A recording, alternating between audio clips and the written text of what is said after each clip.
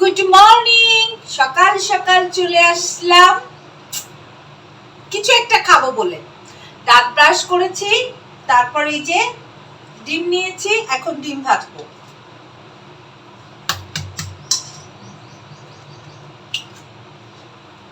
ব্যাস, ডিমটা ভেঙে দিলাম। আহা, লবণ নিতে তো ভুলে গেছি, লবণ নিব। আজকে আমি সকালে কি কি খাচ্ছি সেটাই আপনাদের সাথে শেয়ার করব।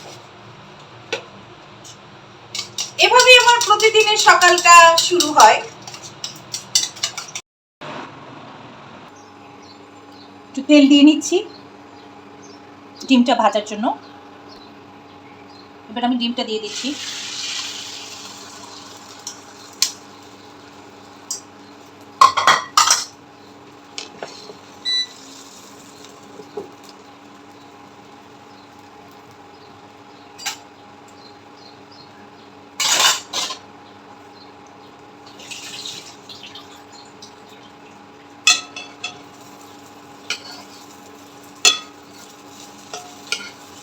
ব্যাস, আমার মামলেট হয়ে গেছে।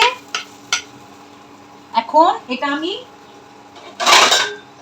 প্লেটে নিব। হ্যাঁ, মাঝখানে কেটে নেই।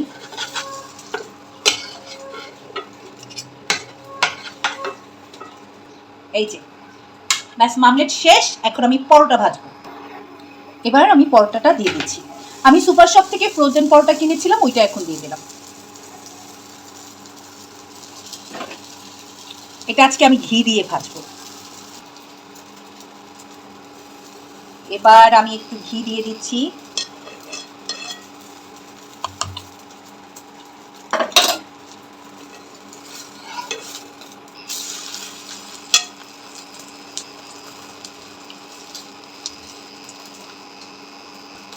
এবার আবার উল্টে দিচ্ছি। এই পরোটাগুলো ঘি দিয়ে খেতে বেশি ভালো লাগে, ফ্রোজেন পরোটা যেটা, মানে যেটা বাইরে থেকে কেনা। আর বাসায় বানালে ওটা আপনার ঘি ছাড়া তেল দিয়ে খেতেও ভালো লাগে। আর আমি বেসিক্যালি প্রতিদিনই পরোটা খাই, আমার পরোটাটা ভীষণ ভালো লাগে। সকালের নাস্তায় আমি পরোটা, তারপর আর কি কি খাবো দেখাচ্ছি। তো এই হচ্ছে আমার আজকের সকালের নাস্তা। তো আমি এখন খাবো। তো এই যে এখন আমি খাওয়া শুরু করব।